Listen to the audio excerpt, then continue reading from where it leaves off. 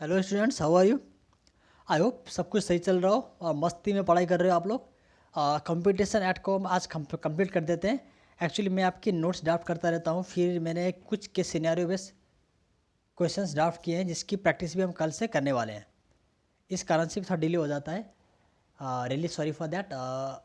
कल से हम केस सिनेरियो बेस्ड की प्रैक्टिस करेंगे। स्टार्टिंग में हमने डायरेक्टर को लिया है। डायरेक्टर से हम शुरू कर रहे हैं कि केस सिनेरियो जो क्वेश्चंस आएंगे तो किस तरह के केस सिनेरियो होते हैं और किस तरह से उसको हम अटेम्प्ट करेंगे। कोई नई चीज़ नहीं होता, फिर भी हम उसको ट्राई करेंगे और आप लोग भी ट्राई करना, प्रैक्टिस करना। मैं आपको प्रोवाइड कर दूंगा questions, day by day provide करूंगा मैं, कि ज़्यादा नहीं करना है हमें। मैक्स टू मैक्स हर चैप्टर से 5 से case studies scenario based questions कर लेना है। अगर हमने 5-6 भी कर लिए तो हमें ये रहेगा कि अगर आता है एग्जाम में क्वेश्चंस तो हम उसको हैंडल कर सकते हैं। ठीक है, तो इससी कोई बात नहीं है। अब बिना टाइम वेस्ट किए हम चलते हैं कि हमने कहाँ तक कंपटीशन ऐड को कर लिया था। शायद रेजिग्नेशन तक आए थे हम। आई थिंक रेजिग्नेशन करना था हमें। हाँ, ये था। चलो, दूसरी थी हमारी ये एक्चुअली। चलो यहीं से कर लेते हैं। Section 10, terms of office of chairperson and other member. ये जो चेयरपर्सन होते हैं या अदर मेंबर होते हैं, इनकी टर्म्स एंड ऑफिस क्या होता है, हमें यही करनी थी। ठीक है, तो आपको याद रखना कि जो चेयरपर्सन या अदर मेंबर होता है उनकी टर्म्स एंड ऑफिस होता है 5 साल का। ठीक है, क्या एलिजिबल होते हैं रीअपॉइंटमेंट के लिए? तो बिल्कुल एस बोलोगे। ये टर्म्स ऑफ ऑफिस कितने साल का सर बोलोगे? इनकी टर्म्स एंड ऑफिस होती है 5 साल का। ठीक है, रीअपॉइंटमेंट के लिए बिल्कुल एलिजिबल होते हैं, एलिजिबल फॉर रीअपॉइंटमेंट। लेकिन 65 साल के बाद आप नहीं रह सकते। इसका मतलब अगर आपकी टेन्योर 3 साल बाद ही अगर 65 साल हो चुके आप तो आपको छोड़ना पड़ेगा ऑफिस। ठीक है, आप क्या रिजाइन दे सकते हो? बिल्कुल दे सकते हो, ये आगे पढ़ेंगे हम। सेक्शन 11 क्या बोलता है? रेजिग्नेशन की बात करता है। रिजाइन दे सकते हो, याद रखना, लेकिन आपको सेंट्रल गवर्नमेंट को रिटर्न में देना है कि आप रिजाइन कर रहे हो। क्या नोटिस देने के तुरंत ही आप रिजाइन कर सकते हो? बिल्कुल नहीं, ऐसा नहीं है। नोटिस देने के बाद आपको 3 महीने वेट करना पड़ेगा।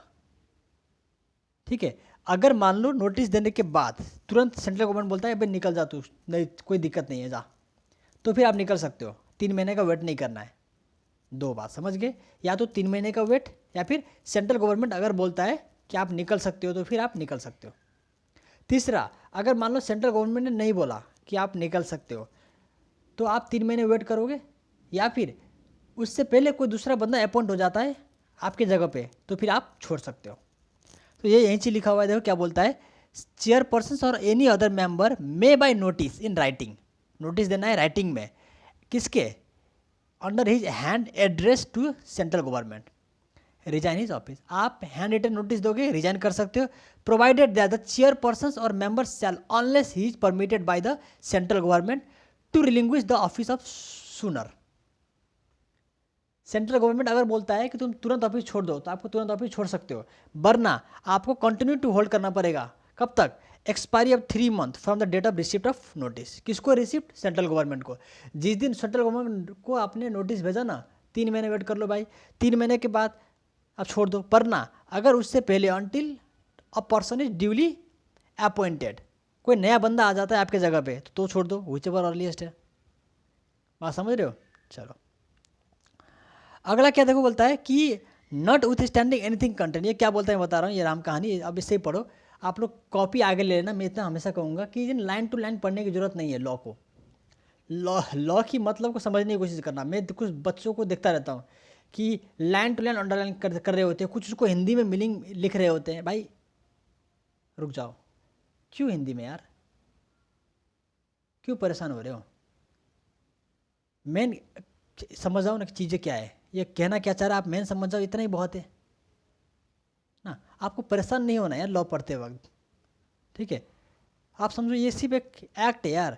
कल मान लो कोई चीज़ आपको करनी है, ये लॉ क्या होता है मैं आपको बताता हूँ एक चीज़, कि मान लो कोई चीज़ आप देख रहे हो, ठीक है, उसके रिगार्डिंग आप एक यूनिफॉर्म पॉलिसी बनाना चाहते हो, ठीक है, कि इसको इस तरह से करे तो अच्छा रहेगा, तो सिंपल वो एक पॉलिसी है। ये कॉल लॉ कोई नई चीज़ नहीं है। आज ये कंपटीशन एक्ट ये मान लो, ये कोई नहीं है, नई चीज़ नहीं है। कंपटीशन का मतलब ये क्या है? एक दूसरे से compete करना। अगर मान लो आप क्लास में हो, अपने दोस्त से compete कर रहे हो, और दोस्त से compete करने के मामले में आपने क्या किया, एक तरह से ये एग्जांपल ले लो कि 3 इडियट वाली हरकत कर दी।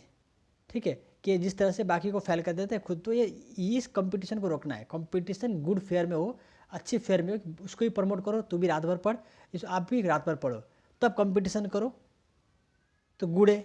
इसी चीज़ को बताया जा रहा है कंपटीशन एक्ट में कि गलत करोगे तो अलाउ नहीं करेंगे, उसको एंटी कॉम्पिटेटिव बोल दिया जाएगा। ऐसे पढ़ना है। अब ये क्या बोलता है कि बाकी एक्ट में कुछ भी लिखा है छोड़ो, अगर आप इंसॉल्वेंट हो, ठीक है, अगर आपने कहीं और किसी और जगह में एज अ पेड एम्प्लॉयमेंट काम कर रहे हो, ठीक है, या आपने मॉरल टर्पिट्यूड किया है, ऑफेंस किया है कोई, ठीक है, तो इस टाइप की काम करोगे तो सेंट्रल गवर्नमेंट क्या करेगा, आपको निकाल देगा, रिमूवल है, निकाल देगा। याद रहे, पक्का याद रहेगा। तो बोलता है notwithstanding anything contain subsections 2 no member shall be remove from the office on the ground specified in clause D और ई। बस ये देखना, आफ्टर द सबसेक्शन ऑनलेस।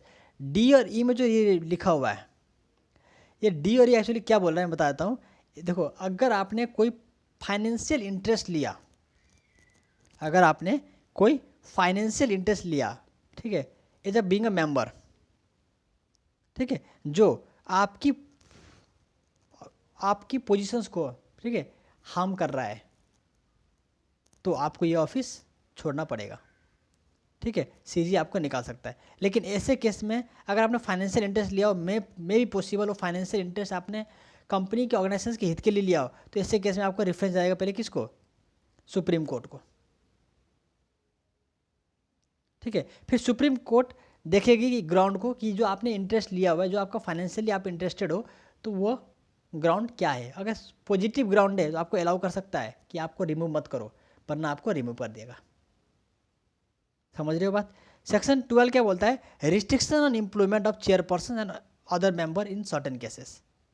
कुछ केसेस दिए हैं जिसमें क्या किया उन्होंने, रिस्ट्रिक्शन लगा दिया है कि आप नहीं भाई ये केस नहीं कर सकते, ठीक है। अब ये क्या क्या केसेस बना होगा, सोचो, सिंपल सी बात है, ऊपर रिमूवल आया, ऊपर रेजिग्नेशन आया, मतलब ऑफिस छोड़ के जा रहे हो।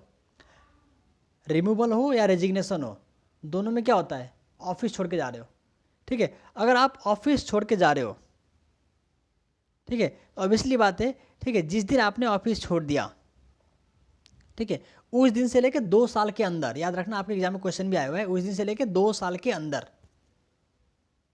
ठीक है, आप सेम मैनेजमेंट वाले ऑर्गेनाइजेशंस में काम नहीं करोगे जिसका आपने जो एक बार कमीशन में आ चुका था जो ऑर्गेनाइजेशन, ठीक है, ये यही बोलता है। देखो, द चेयरपर्सन और other member shall not for a period of कितना, for a period of 2 year from the date at which they cease to hold office, मतलब जिस दिन ऑफिस छोड़ा उससे 2 साल के अंदर, जिस दिन ऑफिस छोड़ा उससे 2 साल के अंदर, except any employment in connected with the management, in connected with the management किसका, और एडमिनिस्ट्रेशन ऑफ द इंटरप्राइजेज, जो इंटरप्राइजेज क्या था, पार्टली टू प्रोसीडिंग था, जो क्या था, पार्टली टू प्रोसीडिंग था, ठीक है। मान लो एबीसी कंपनी लिमिटेड आपके पास आई थी, ठीक है, आपने उनका प्रोसीडिंग हेल्ड किया हुआ था और आपकी रिमूवल हो गया या आपने टर्म ऑफ ऑफिस छोड़ दिया, उसके बाद 2 साल के अंदर उसके पास जाके काम करने लगे, अलाउ नहीं है, अलाउ नहीं है, ठीक है। लेकिन ये कंडीशन लगा दिया, प्रोवाइडेड दैट, प्रोवाइडेड लगा दिया, क्या प्रोवाइडेड लगा दिया कि वो जो ऑर्गेनाइजेशन है ना, अगर कोई गवर्नमेंट ऑर्गेनाइजेशन है, स्टेट ओन्ड हो या सेंट्रल ओन्ड हो या फिर लोकल अथॉरिटी से ओन्ड हो, या फिर ठीक है, मतलब कोई भी ऑर्गेनाइजेशन है जो भी गवर्नमेंट ऑर्गेनाइजेशन है, तो फिर अलाउ है, विद इन 2 ईयर भी अलाउ है। समझ रहे हो, ऑर्गेनाइजेशन स्टेट ओन्ड है, मतलब सेंट्रल गवर्नमेंट का है, स्टेट गवर्नमेंट का है, लोकल अथॉरिटी का है, या फिर किसी भी स्टैट्यूटरी अथॉरिटी का है, तो अलाउ है, वरना डिसअलाउ, ये बोलना चाह रहा है। मतलब आपकी ऑफिस का रिमूवल या रेजिग्नेशन होने के 2 साल के अंदर आप सेम मैनेजमेंट वाले ऑर्गेनाइजेशन से काम नहीं कर सकते। वो कौन सा ऑर्गेनाइजेशन, जो ऑर्गेनाइजेशन प्रोसीडिंग का पार्ट बन चुका था आपके टेन्योर के टाइम में। सेक्शन 13 क्या बोलता है, एडमिनिस्ट्रेटिव पावर दिया गया चेयरपर्सन को, और कुछ नहीं। क्या पावर दिया गया, एडमिनिस्ट्रेटिव, मतलब एडमिन पावर दिया गया है। क्या पावर दिया गया, बोलता है the chairperson shall have the power of general superintendence and directions control in respect of all administrative matter of commissions. देखो भाई, मैं एडमिन इंचार्ज हूँ, तो आपको मुझे एडमिन पावर तो देना चाहिए, तो वो यहाँ पे चेयरपर्सन को एडमिन पावर दिया गया है, और कुछ नहीं। ठीक है। कंपटीशन एक्ट में छोटी छोटी चीज़ें हैं बस, लेकिन मेन चीज़ें आपको जो अभी तक पढ़ लिया आपने वही चीज़ें मेन है। ये सब चीज़ें आपको यूजलेस हैं, जो कि इतनी रेलिवेंट नहीं है, ना ही इससे क्वेश्चन ज़्यादा बन सकते हैं। दूसरा 14 बोलता है सैलरी क्या है, बोलता है ये सैलरी क्या है, सैलरी अलाउंस क्या है। ठीक है, ऑब्वियसली बात है, जो टर्म्स एंड कंडीशन है ड्यूरिंग अपॉइंटमेंट जो फिक्स किया गया होगा वही सैलरी रहेगी। ठीक है, तो जो सैलरी की बात होती है कि वह ट्रैवलिंग अलाउंस होता है ना, आपकी ये यार रेंट का होता है ना, आपको मेडिकल फैसिलिटी होती है ना, कुछ भी चीज़ें होती है सारे इंक्लूड होते हैं आपके खर्चे में, सैलरी में। तो वही बोलना चाह रहा है, the salary and other terms and condition of service of chairperson other member including travelling expenses how SRA जो भी हो, ये क्या होता है, एज सच में भी एज में भी प्रिस्क्राइब। ठीक है, अब सुनना, ये आपने एनसीईआरटी में आपका हट चुका है, एनसीईआरटी में ये चीज़, एनसीईआरटी में भी था आपका ये क्या बोलता है, सैलरी एक बार ज्वाइनिंग के बाद, एक बार आपका ज्वाइनिंग हो गया मान लो 50,000 में, आपकी सैलरी कम नहीं होगी, बढ़ा दे अलग बात है, लेकिन ज्वाइनिंग के बाद आपकी डिसएडवांटेज के लिए आपकी सैलरी को डिसएडवांटेज नहीं किया जा सकता। तो ये बोलना चाह रहा है the salary allowance and other terms and condition, देखो मैं अंडरलाइन कर देता हूँ, the salary allowance and terms and conditions of service of chairperson और member shall not be varied to the disadvantage after appointment. एक बार ज्वाइनिंग हो गई तो भाई चेंज मत करो, चेंज करना है तो बढ़ा दो, घटाओ मत, डिसएडवांटेज मत करो। ठीक है, चलो आगे देखना क्या है, सेक्शन 15 क्या बोलता है, vacancy shall not invalidate proceeding of commission. मान लो देखो कमीशंस की आपने बनाई थी ना, आपने देखा था कि कौन कौन बंदे होने चाहिए यहाँ पे। ठीक है, अब मान लो इनकी कॉन्स्टिट्यूशन में ही कोई गलती हो गई, कमीशन की कॉन्स्टिट्यूशन होते टाइम में कोई गलती हो गई, ठीक है, या फिर कोई पर्सन ने कोई डिफेक्ट कर दिया कमीशन में आने के बाद, ठीक है, तो और उससे पहले अगर कोई प्रोसीडिंग हो रखा है, उससे पहले कोई प्रोसीडिंग हो रखा है, तो वो पुरानी प्रोसीडिंग इनवैलिड नहीं माना जाएगा, भले वो कमीशन सही तरह से कॉन्स्टिट्यूट नहीं हुआ था या उस कमीशन में जो एक्ट किया गया था सही तरह से नहीं किया गया था। बात समझ रहे हो, ये बोलना चाह रहा है नो एक्ट और proceeding of the commission shall be invalid, कोई भी एक्ट इनवैलिड नहीं माना जाएगा merely by the reason. Reason क्या होना चाहिए, रीजन ये है कि वैकेंसी था due to any defect in constitution, मेरी कमीशन की कॉन्स्टिट्यूशन में कोई डिफेक्ट थी, इस कारण से मेरी प्रोसीडिंग इनवैलिड नहीं मानी जाएगी। Any defect in the appointment of person, मैं किसी मेंबर को सही तरह से अपॉइंट नहीं कर पाया, इस कारण से भी नहीं माना जाएगा कि प्रोसीडिंग मेरा इनवैलिड है। ठीक है, any irregularity in the procedure of commission not affecting the merits case, समझ रहे हो, आपने कोई प्रोसीडिंग रन कर दी, कोई भी प्रोसीडिंग आपका अगर फाइनल हो चुका वो हमेशा वैलिड रहेगा, इवन आफ्टर दैट ये पता लगता है कि आपने या उस पर्सन जो पर्सन वहाँ पे कमीशन में थे वो गलत तरीके से अपॉइंट हुए थे, या फिर आपका कमीशन जो कॉन्स्टिट्यूट किया गया था वो गलत तरीके से किया गया था। ये सेक्शन 15 बोलता है। सेक्शन 16 क्या बोलता है, अपॉइंटमेंट ऑफ डायरेक्टर जनरल की बात करता है। सेक्शन 16 किसकी बात करता है, अपॉइंटमेंट ऑफ डायरेक्टर जनरल की बात करता है। ठीक है, कुछ नहीं बोलता है, बोलता है कि सेंट्रल गवर्नमेंट ना इनकी सैलरी फिक्स करेगी और सेंट्रल गवर्नमेंट इनका अपॉइंटमेंट करेगा। देखो क्या बोलता है, the central government may by notification appoint a director general for the purpose of assisting commission in conducting inquiry into contraventions of any of the provisions of this act for performing such other functions as are may be provided in under this act. ठीक है, क्या competition act की provisions को सही तरह से कोई run कर फॉलो कर रहा है या नहीं, इसको देखेगा, या फिर जो एक्ट में प्रोवाइड किए गए हैं पावर्स डायरेक्टर जनरल को सुपरव्यू करने के लिए वो सही तरह से हो रहा है कि नहीं, या वो डायरेक्टर जनरल को करना है। ये बहुत छोटी सी सेक्शन है, मैंने इन चीज़ों को रिमूव इसलिए नहीं किया क्योंकि ये एक्ट है तो पूरा रहे सही है। अब कुछ बच्चे ये सोच रहे हो कि यार ओल्ड सिलेबस में तो हट रहा है, कंपटीशन एक्ट तो खत्म होने वाला है नवंबर 19 के बाद, कोई बात नहीं, समरी मत जाओ ना यार। जिस दिन आप मतलब आपने आंख बंद करके सोच लोगे ना, चार्टर्ड होने के बाद भी 40 मार्क्स ले आओगे आप लॉ में, और उसके बाद चार्टर बन के भले कूदने लगोगे यार I am chartered, I am chartered, और कोई बंदा 70 मार्क्स ला के चार्टर बन के कूदेगा, बहुत फ़र्क होता है भाई, बहुत फ़र्क होता है। खुद भी कभी भी लगेगा यार मैं तो लॉ में ऐसे निकल गया। ठीक है, इसीलिए चीज़ों को पूरी पढ़ने की कोशिश करो हमेशा। शॉर्टकट नहीं। सेक्शन 17 किसकी बात करता है? Appointment of secretary, expert professional and officers, इनकी अपॉइंटमेंट की बात करता है। फिर वही बात है, बोलता है अपॉइंटमेंट कौन करेगा? अब देखो ये छोटे लोग हैं, बड़े लोगों तक का अपॉइंटमेंट सेंट्रल गवर्नमेंट, छोटे लोगों का कमीशन करेगा। कौन करेगा? कमीशन। तो ये बोलता है देखो, कमीशंस में अपॉइंट सेक्रेटरी और अदर ऑफिसर्स और other employ as it consider necessary. क्यों नेसेसरी? भाई वर्किंग करना एफिशिएंट तरीके से, इसीलिए नेसेसरी। भाई कमीशंस को लगा अपॉइंटमेंट करना जरूरी है तो करेगा अपॉइंटमेंट, ठीक है, ये बोलता है। चैप्टर अब हम 4 पढ़ने वाले हैं, chapter BI, powers duties and functions of commission. Section 18 बोलता है ड्यूटीज ऑफ कमीशंस। कमीशंस की ड्यूटीज क्या क्या होती है?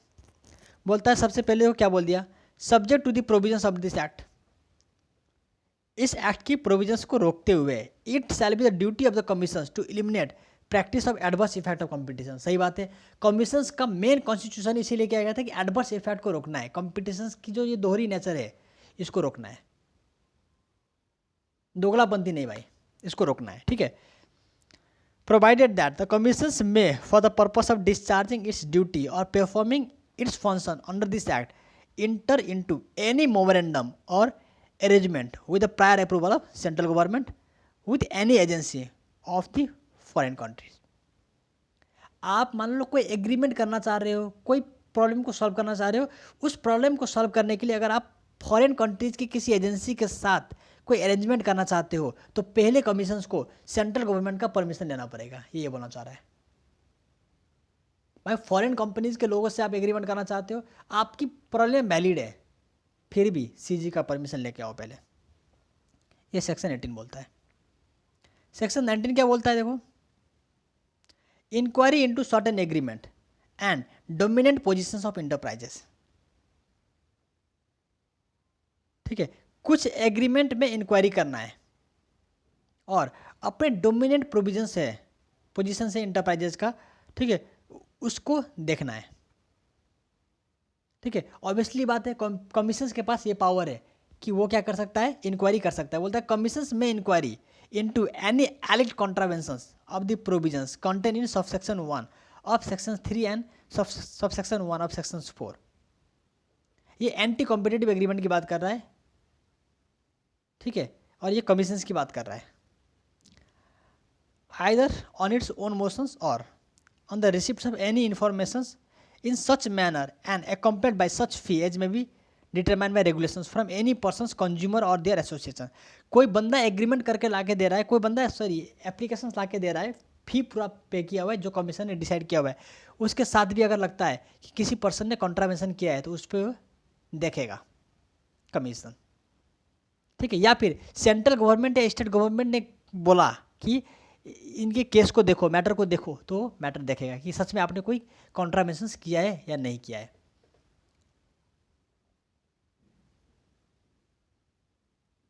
क्या बोल रहा है देखो, without prejudice to the provisions contain in subsection 1 the power and functions of commission shall include the power and duties of function specified in subsection 3 to subsection 7।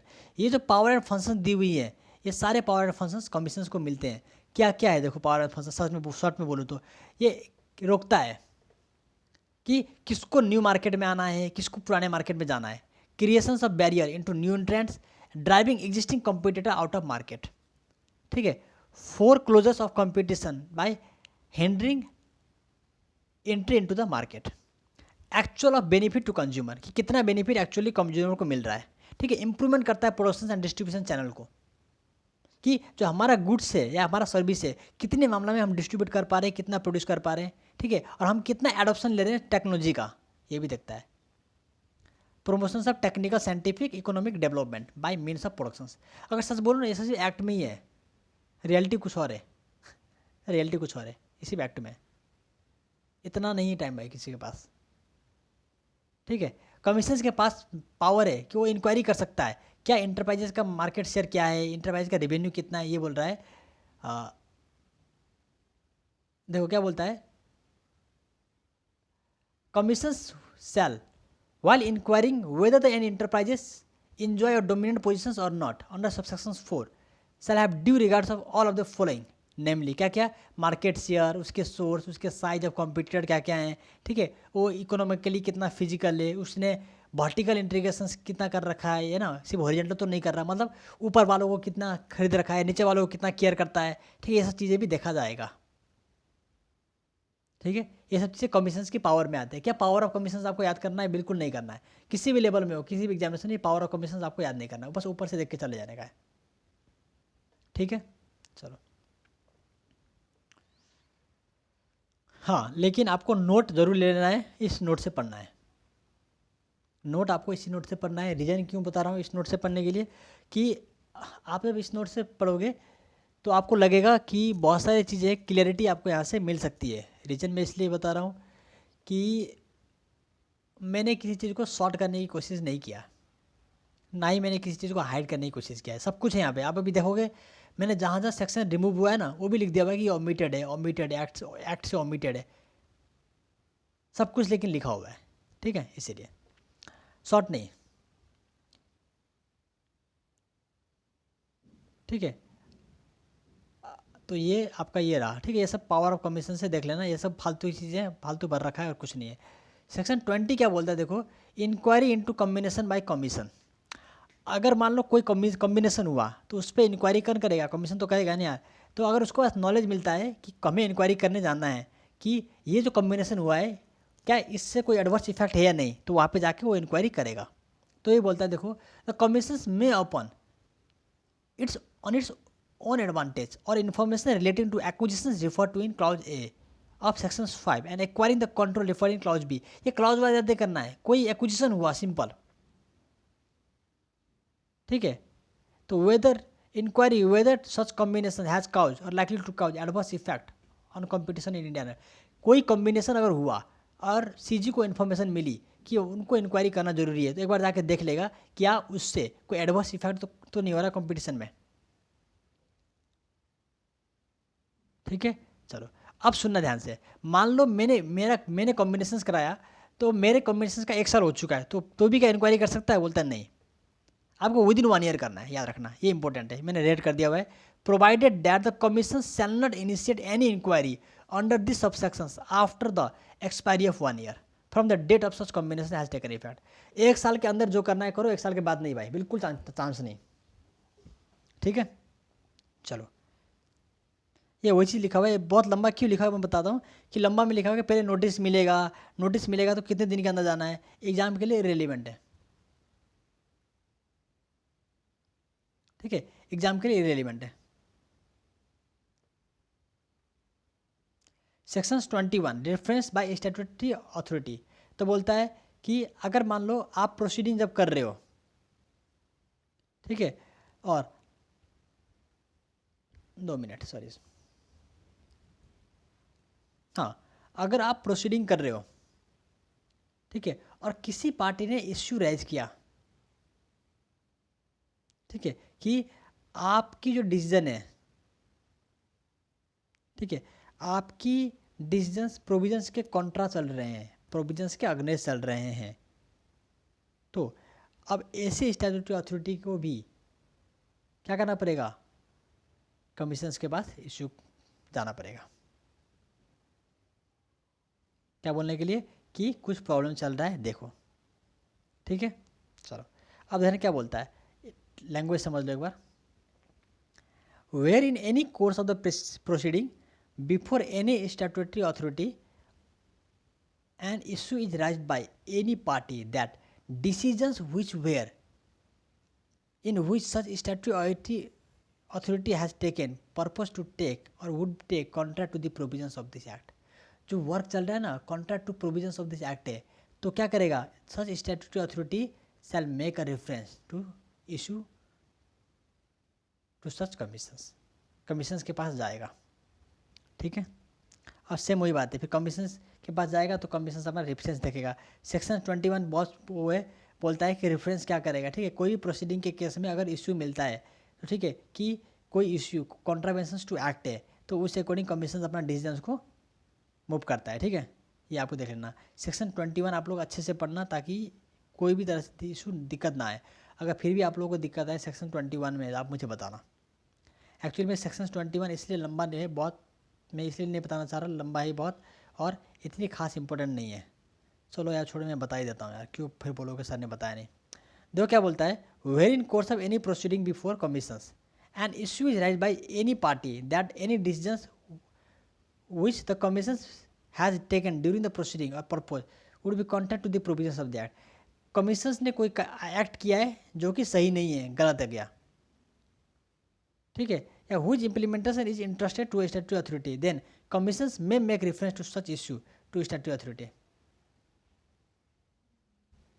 ये सब चीज़ें, चलो सेक्शन 21 एक बार आप देख लेना, ठीक है, फिर भी अगर आपको दिक्कत लगे आप मुझे बता देना, ठीक है। देखो क्या दिक्कत क्या होता है कि भाई आप कमीशन हो, ऐसा तो जरूरी नहीं कि आपसे गलती ना हुआ हो, आपसे भी गलती हो सकती है, तो ऐसे केस में भी स्टैट्यूटरी अथॉरिटी क्या कर सकता है, आपसे आप पे रेफरेंस कर सकता है कि आपसे ये हुआ है तो देख लो बेसिक देख लेना। ये टाइमिंग लिमिट की बात होती है कि ये बोलता है ऑन रिसीव्ड और reference under subsection 1 statutory authority shall give its opinion within 60 days from the receipt of such reference to the commission which shall be considered the opinion of the statutory authority. ये फालतू चीज़ें ये सब देख लेना आप लोग ना, एग्जाम के लिए इतना रेलिवेंट नहीं है, ठीक है, ये सब चीज़ें। सेक्शन 22 क्या है, देखो मीटिंग ऑफ कमीशन, ठीक है, तो मीटिंग कब होगा, जब मन होगा तब होगा, सिंपल सी बात है। देखो एक्ट को मैं ऐसे घुमाता हूँ, मीटिंग कब होगा, लाइन पढ़ने जाऊँ क्या, नहीं, जब होगा तब होगा। देखो एक लिखा क्या है,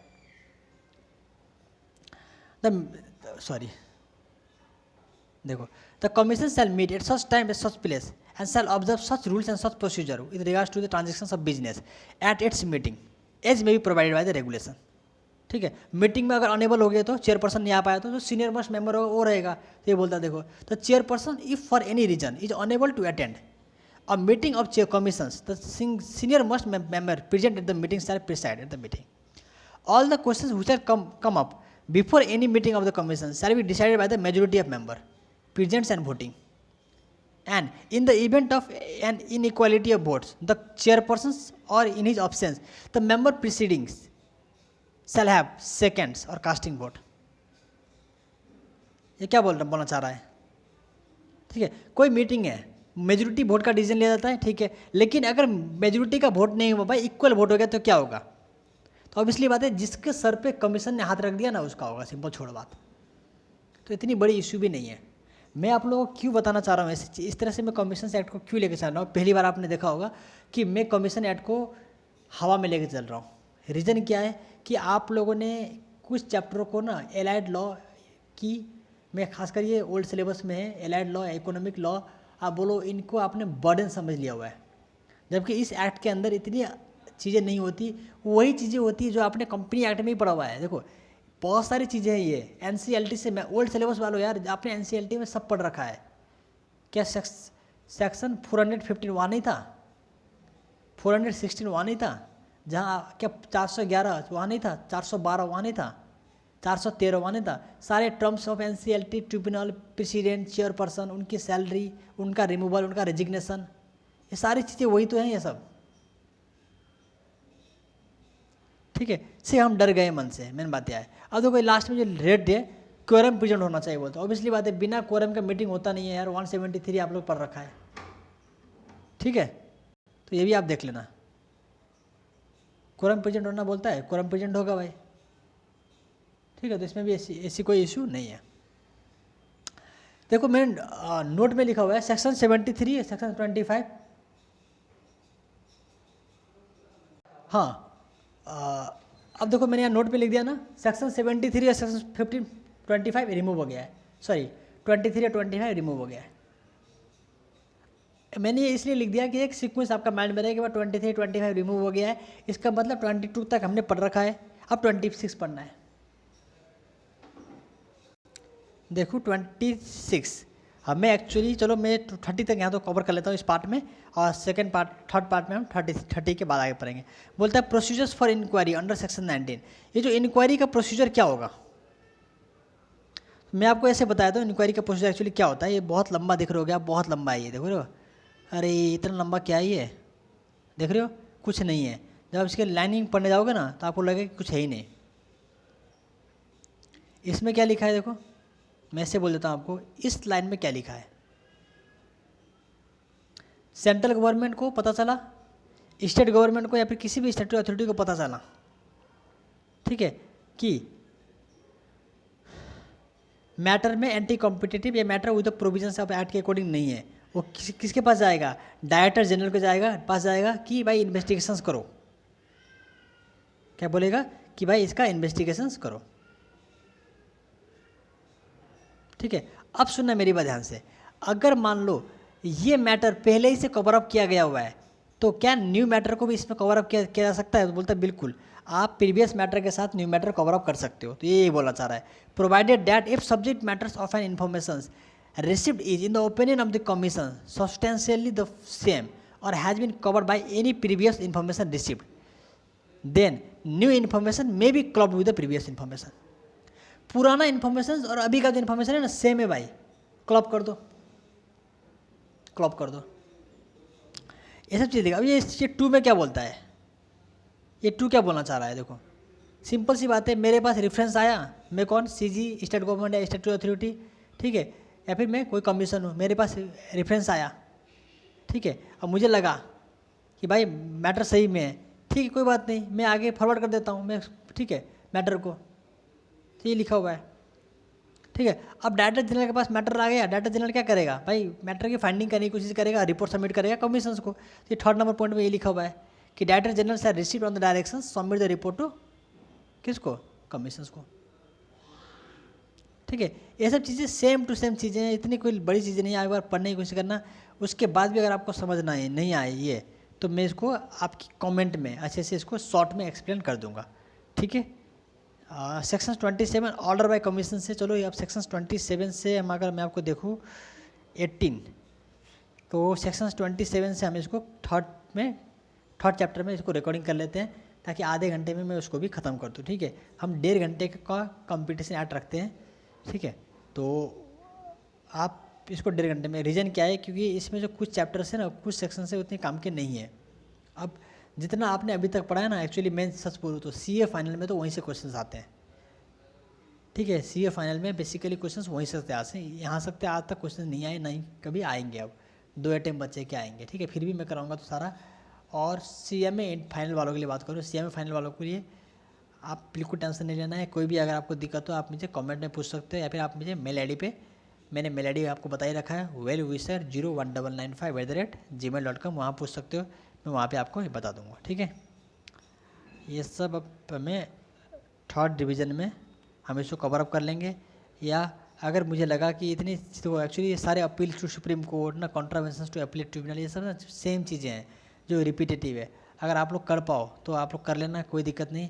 आई होप आप लोगों को कोई दिक्कत ना हुई हो। All the best for your examination. और मैं ये नोट आप लोगों को अटैच कर दूंगा, ठीक है। और मुझे लगा कि पार्ट 3 अगर रिलीज़ करना है, आप लोग बोलोगे इंपॉर्टेंट है सर रिलीज़ कर दो पार्ट 3, तो मैं रिलीज़ कर दूंगा। वरना अगर आप लोग इस नोट से कर सकते हो तो आप लोग रीड कर लेना, क्योंकि इतनी कुछ खास नहीं है कंपटीशन एक्ट जितना आप लोग इंपॉर्टेंट समझ रहे हो सकता है कि आप लोगों को ना इतना सिंपल नोट ना मिला हो सकता है आप लोग ना बल्कि नोट देख के, या फिर ना लेंथ की, लैंग्वेज की चेंजेस देख के आप लोग घबरा गए होंगे, ये हो सकता है।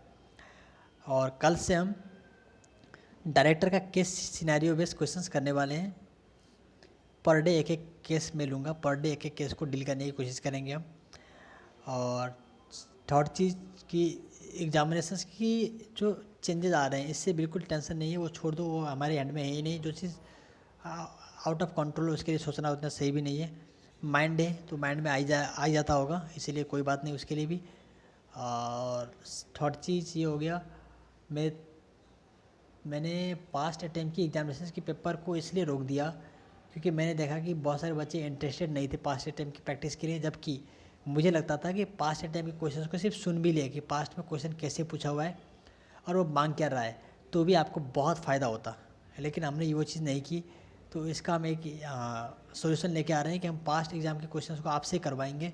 हम डेली एक क्वेश्चन आपको देंगे और आप उसको करने की कोशिश करोगे। अगर कर पाओ तो आपके लिए अच्छा, नहीं कर पाओ तो भी आपके लिए अच्छा, ठीक है। चलो, all the best for examinations, best of luck.